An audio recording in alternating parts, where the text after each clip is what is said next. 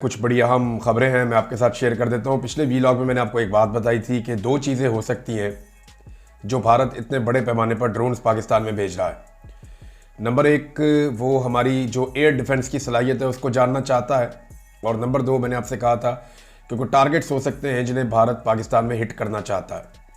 तो जो पहले वाली बात है वो दुरुस्त साबित हुई, और इसके लिए कुछ ऑडियोज़ भी पाकिस्तान एयरफोर्स की जानिब से, जो उनकी इंटरनल कन्वर्सेशन है उसमें कोई ऑडियो भी बाहर आई है, या किसी के साथ वो बंदा बात कर रहा था जो इस सारी सूरत हाल को समझता है कि भारत ने इतने बड़े पैमाने पर पाकिस्तान में ड्रोन्स इसलिए भेजे कि वो ये चाह रहा था कि पाकिस्तान इन ड्रोन्स को तबाह करे, और जैसे जैसे पाकिस्तान इन ड्रोन्स को तबाह करेगा तो जिस सिमत से पाकिस्तान का एयर डिफेंस सिस्टम मुतहर्रिक होगा, वो आकर ड्रोन को गिराएगा, वो फिर उनको आइडिया हो जाएगा कि किस किस जगह पे पाकिस्तान में एयर डिफेंस सिस्टम मौजूद है, और वो इंडिया के सामने एक्सपोज हो जाएगा।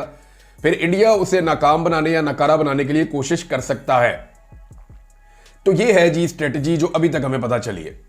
भारत की एक जंगी हिकमत अमली है, और इसका मतलब ये है कि भारत एक फिजाई हमला पाकिस्तान पे करने का इरादा रखता है, और उसको इस बात का अंदाजा है कि पाकिस्तान में उसको मुश्किल पेश आ सकती है। पाकिस्तान की एयरफोर्स एक बड़ी मजबूत और बड़ी प्रोफेशनल एयरफोर्स है। इसने हमेशा भारत को नाकों चने चबवाए, लेकिन अभी तक भारत के अंदर पाकिस्तान ने किसी किस्म का जवाब नहीं दिया।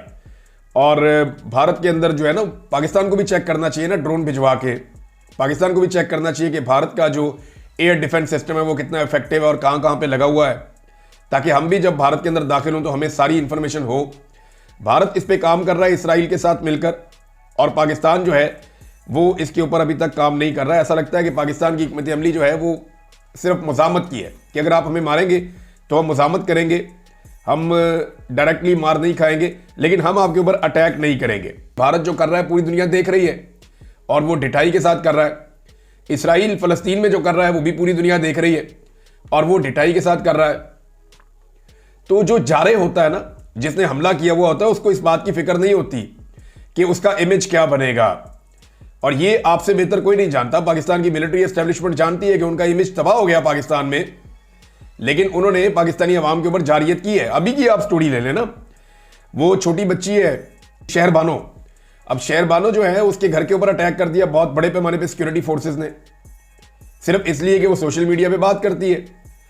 उसके घर के ऊपर, स्कूल के ऊपर, बाकी जगहों के ऊपर अटैक कर दिया, उसका किचन भी बंद कर दिया, घर भी सील कर दिया, स्कूल भी सील कर दिया, और उसकी वालदा को भी उठाकर ले गए। अब वो बच्ची बेचारी बता रही है कि जी मेरी वालदा का क्या कसूर है, इस मुल्क में कानून और इंसाफ है, मेरी मां मुझे वापस करो। तो यहां से आप अंदाजा कर लें कि रियासत की तरजीहात क्या है।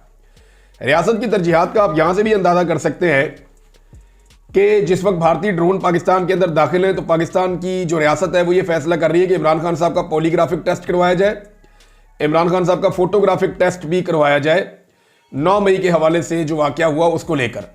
ये नादरीन हमारी तरजीहात है। हमारी फूड स्ट्रीट के अंदर आके भारतीय ड्रोन गिर रहा है, और हमारी जो तरजीहात हैं वो ये है कि जनाब पाकिस्तान तरीके इंसाफ को कुचलना है, और दिन रात सिर्फ इमरान खान को और पाकिस्तान तरीके इंसाफ को दीवार के साथ लगाना है। देखें, ये एक मुख्तसर लड़ाई हो सकती है भारत के साथ पाकिस्तान की। इसके बारे में दो हमारे पास जो है वो अलग अलग किस्म की मिथ है। एक ये है कि वाकई में पाकिस्तान और भारत के अंदर कोई बड़ा मार्का हो सकता है। भारत का राफेल तैयारा गिरने के बाद उन्हें काफ़ी तकलीफ है, और वो पाकिस्तान के ऊपर एक बड़ा हमला करने का प्लान कर रहा है। मुमकिन है दोनों मुल्क एक फुल फ्लेज जंग में चले जाएं, तो पूरा पाकिस्तान तो खड़ा होगा अपनी फोर्सेज के साथ, हम सारे अपनी फोर्सेज के साथ खड़े होंगे। लेकिन ये अर्दली हुकूमत ने जो बुजदिली दिखाई है, और ये जो मिलिट्री एस्टेब्लिशमेंट ने बार बार रिस्ट्रेंट का मुजाहरा किया है कि जनाब हम तहम्मुल का मुजाहरा कर रहे हैं, ये गैर ज़रूरी है। दुश्मन को आप जहां मौका मिलता है वहां भरपूर जवाब देते हैं। ये कि हमने उनके तैयारे नहीं गिराए, हमने उनका नुकसान नहीं किया, हम नुकसान करना नहीं चाहते, तो ये सारी चीज़ें गैर ज़रूरी हो जाती हैं जंग के हालात में। एक तो ये ऑप्शन है कि खुदा न खास्ता पाकिस्तान और इंडिया एक बड़ी जंग के अंदर जा रहे हैं, जिसकी तरफ हालात बढ़ते हुए शायद दिखाई भी दे रहे हैं। दूसरी जानिब कुछ लोग इस बात के खदशे का इजहार कर रहे हैं कि ये एक नूरा कुश्ती है मोदी की और नवाज शरीफ की, और ये दोनों एक दूसरे की अवाम में कबूलियत के लिए इसके लिए काम कर रहे हैं। लेकिन मैं इस बात को इसलिए नहीं मानता कि नवाज शरीफ की खामोशी नवाज शरीफ को कोई सियासी फ़ायदा नहीं दे रही, बल्कि नवाज शरीफ का तो अभी बाकायदा इंडिया के अंदर उनके मीडिया में उनके जो ऑफिशियल्स हैं उन्होंने जो प्रेस ब्रीफिंग्स दी हैं इंडियन कार्रवाई के बाद, उसमें उन्होंने कहा कि पाकिस्तान का वजीर दिफा जो ख्वाजा आसिफ है और पाकिस्तान का साबिक वजीर आजम नवाज शरीफ, जिसका भाई भी इस वक्त वजीर आजम है, इन लोगों ने खुद इस बात का एतराफ़ जुर्म किया है कि पाकिस्तान भारत के अंदर होने वाले हमलों में मुलव्विस रहा है। अब इन दोनों के स्टेटमेंट्स को भारत अपने फायदे के लिए पूरी दुनिया में इस्तेमाल कर रहा है, लेकिन नवाज शरीफ साहब से मैं हैरान होता हूं कि अभी तक नवाज शरीफ, उनकी बेटी, उनका भाई मोदी के खिलाफ या आरएसएस के खिलाफ या उनके जंगी जुनून के खिलाफ उनकी ललकार का जवाब ये लोग अभी तक नहीं दे सके, और मुझे नहीं लगता कि ये दे पाएंगे। ये इंतहाई कमज़ोर लोग हैं। पंजाब के अंदर नाज़रीन इमरजेंसी अब नाफिज की गई है अस्पतालों में भी, और जो रेस्क्यू सर्विसेज हैं उनको भी एक्टिवेट किया गया है। रावलपिंडी फूड स्ट्रीट में ड्रोन आकर गिरा। अदरीस अब्बासी साहब ने कंफर्म किया, क्योंकि उनका घर बिल्कुल साथ ही है, तो उन्होंने बताया जनाब कि मेरे घर के बिल्कुल करीब आकर ये ड्रोन गिरा है। जबकि भारत ने एक बात बताई है और उन्होंने कंफर्म किया है कि हम जो है वो फ़िज़ाई दिफाई रेडार को पाकिस्तान में निशाना बना रहे हैं, और हमने कुछ जगह पे, ये भारत का क्लेम है कि उन्होंने कुछ जगह पे पाकिस्तान के जो दिफाई सिस्टम है उसको निशाना बनाया है।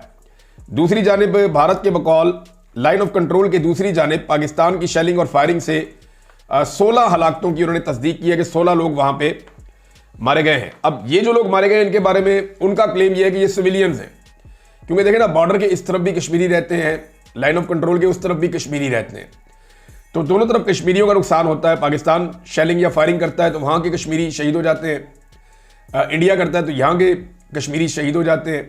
दोनों तरफ मुसलमान रहते हैं, दोनों तरफ कश्मीरी रहते हैं। इंडियन फौज को नुकसान पहुँचाना चाहिए और इंडियन फौज के ऊपर जो है वो अटैक करना चाहिए। नादरीन, पाकिस्तान तहरीक इंसाफ ने एक बड़ा मुतालबा किया है। ये मुतालबा जुनैद अकबर साहब ने किया, और साथ ही ये मुतालबा उमैर खान न्यादी साहब ने कौमी असम्बली में खड़े होकर भी किया।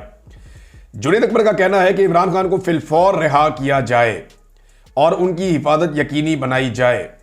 हमें खदशा है कि जिस तरह ड्रोन से मुख्तलिफ शहर निशाना बनाए जा रहे हैं, यही बहाना बनाकर कोई ड्रोन अडयाला जेल पर ना गिरा दिया जाए। देखें, मैं बार बार ये बात समझा रहा हूं, एस्टेब्लिशमेंट को समझना पड़ेगा कि अगर ये नूरा कुश्ती नहीं है और रियल फाइट हो रही है तो आपको फौरी तौर पे इमरान खान साहब को अडयाला जेल से निकालकर महफूज मकाम पर मुंतकिल करना चाहिए। मुल्क खाना जंगी का मुतहम्मिल नहीं हो सकता। खुदा न खास्ता इमरान खान को कुछ हुआ तो ये कौम आपको कभी माफ नहीं करेगी। जो उमैर खान न्यादी है वो ये कह रहे हैं कि ये जंग है जो हमें बतौर कौम लड़नी पड़ेगी, मगर इस जंग को लड़ने के लिए आप ऑल पार्टीज कॉन्फ्रेंस बुलाएं और इसमें इमरान खान को बुलाएं। फिर आप देखेंगे कि बॉर्डर पर छातियां बढ़ जाएंगी और भारत की गोलियां कम पड़ जाएंगी। इस स्टेटमेंट को बहुत अप्रिशिएट किया गया है। अब इमरान खान साहब ने कोई वहां पे इंडिया का साथ तो नहीं देना ना। इमरान खान साहब ने जो स्टेटमेंट देना है वो मोदी के खिलाफ देना होगा वहां पे जेल में, जैसा कि उन्होंने पहले दिया था। वो आरएसएस को चैलेंज करेंगे, मोदी को चैलेंज करेंगे, भारतीय जारहियत को चैलेंज करेंगे, भारत के फॉल्स फ्लैग ऑपरेशन को चैलेंज करेंगे, पाकिस्तानी कौम को यकजहती का पैगाम देंगे, आलमी सतह पे वो बताएंगे। तो इमरान खान साहब जो भी करेगा उसका फायदा पाकिस्तान को होगा।